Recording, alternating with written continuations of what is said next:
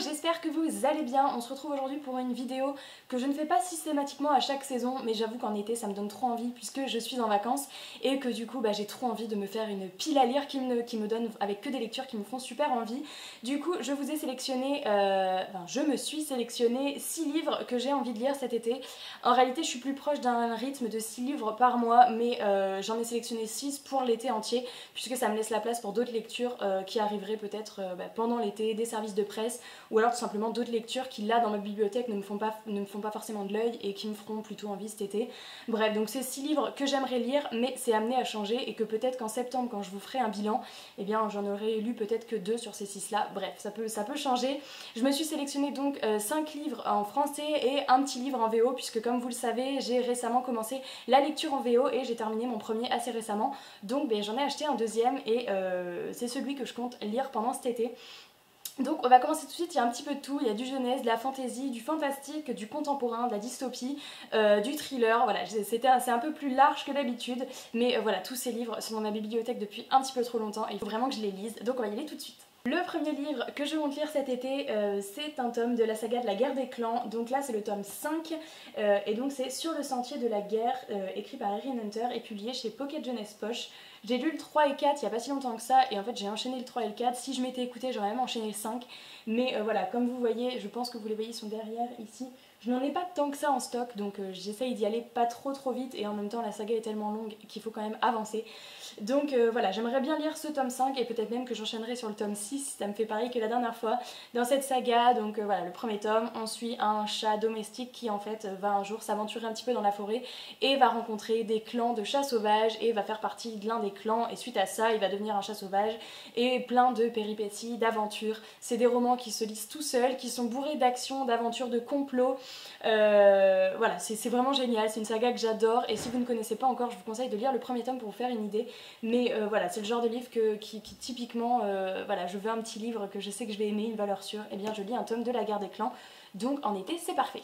Le deuxième livre que j'aimerais lire cet été, et il me semble que je l'avais mis dans ma pile à lire de l'automne 2017, donc il n'est toujours pas lu, mais je le remets dans la pile à lire de cet été, j'ai bon espoir. Il s'agit d'Onyria, le tome 1, donc c'est Le Royaume des Rêves, écrit par B.F. Peary, si je prononce bien, je ne sais pas trop. Donc c'est le premier tome d'une saga de 4, si je me trompe pas, c'est un fantastique où en fait on va suivre un petit garçon qui a le pouvoir de voyager à travers les rêves, je crois. Enfin voilà, en tout cas quand il rêve, il y a tout un royaume fantastique qui s'ouvre à lui. Je n'en sais pas plus, mais c'est une saga qui me fait énormément envie puisque tout ce qui tourne autour du rêve, je trouve ça tellement original et j'ai finalement peu lu de choses qui collent à ça. Et donc voilà, donc j'ai vraiment super hâte de voir ce que ça va donner. À l'intérieur il y a des petites illustrations, je vous montre, enfin en couleur. Il y a quelques pages au centre, voilà,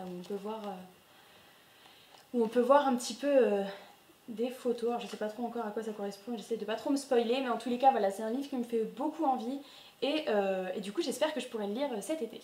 Donc c'était 2 livres poche, on passe maintenant, ce sera 3 livres brochés et le premier il s'agit de Follow Me Back, David Jager, publié chez Robert Laffont dans la collection R. C'est un thriller jeunesse, j'en avais entendu beaucoup de bons avis, mais voilà, moi les livres où j'entends trop de bons avis, j'attends toujours un peu après tout le monde parce que sinon j'ai vraiment peur d'être déçue.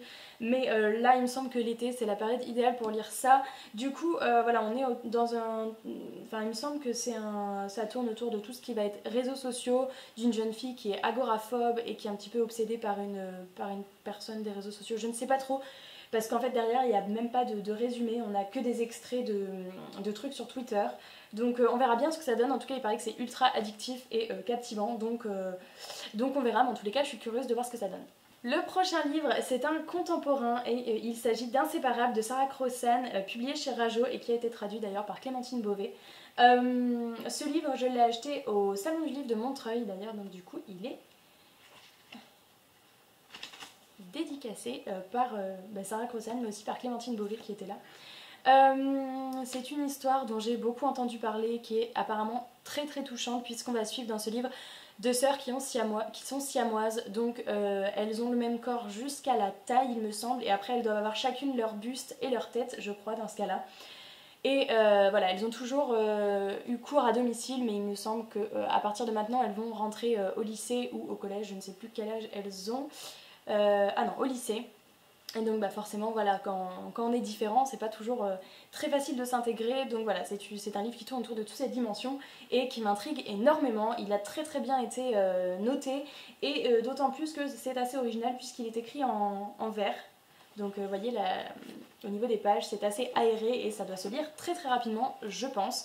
Donc voilà, celui-ci j'aimerais beaucoup lire cet été aussi.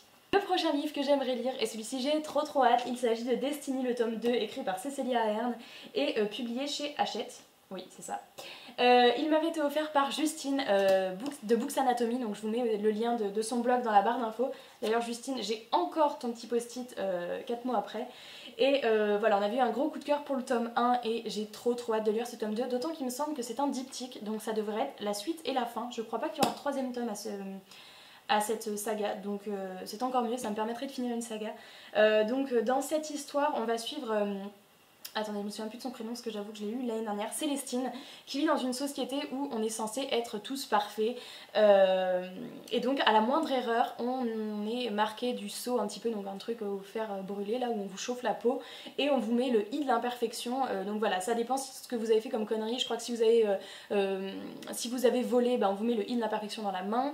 Bref, en fonction de l'erreur que vous avez faite, vous êtes marqué sur le corps, et du coup, ben, à la vue de tous dans la société, tout le monde voit que vous avez un jour fauté et donc que vous êtes imparfait, et à partir de ce moment là votre vie devient clairement un calvaire puisque vous avez plus du tout les mêmes droits, vous avez plus du tout droit au même métier. Tome 1 ça avait été un gros coup de cœur et donc Justine m'a offert ce tome 2 et j'ai trop envie de lire la suite et de connaître le fin mot de l'histoire si c'est un diptyque.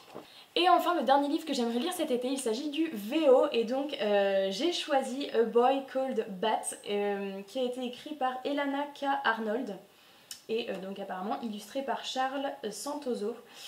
Et donc du coup celui-ci, donc je n'en ai jamais entendu parler pour le coup, je me baladais vraiment sur Goodreads et voilà, j'ai essayé de trouver un truc qui pouvait être dans ma capacité de compréhension d'anglais puisque je débute juste la lecture VO.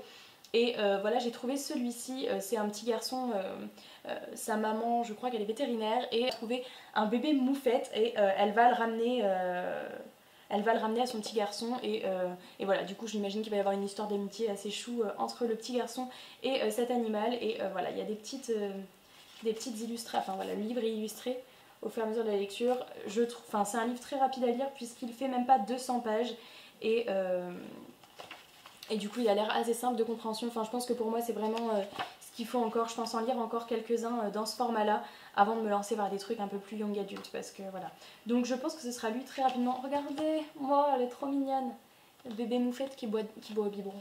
Voilà, je pense que ça va être très choupinou et j'ai trop hâte de le lire et du coup je pense que ça me demandera pas trop de concentration donc c'est aussi ce qu'il me faut. Si je me lance dans un truc trop compliqué, je risque de lâcher le livre. Donc voilà, c'est le 6e livre de ma pile à lire de l'été. Évidemment, comme je le disais au début, ça laisse quand même ouvert à plein d'autres lectures que je pourrais faire cet été. Mais voilà, c'est ceux-là qui me tentent en ce moment pour cet été. N'hésitez pas à me dire si vous avez lu certains de ceux-là, si vous avez aimé ou pas aimé, ou s'ils vous tentent. N'hésitez pas à me dire aussi si pendant l'été vous avez un genre de prédilection qui est différent du reste de l'année. Je sais que moi pendant l'été j'ai peut-être plus envie de lire du contemporain que le reste de l'année où je suis plus fantasy. Donc c'est pour ça que la pile à lire de l'été là est plus diversifiée que d'habitude. Voilà, je suis curieuse de savoir si vous êtes prévu des lectures particulières pour cet été. N'hésitez pas à me dire tout ça en commentaire. Et en attendant, je vous fais de gros bisous et je vous dis à très bientôt dans une prochaine vidéo.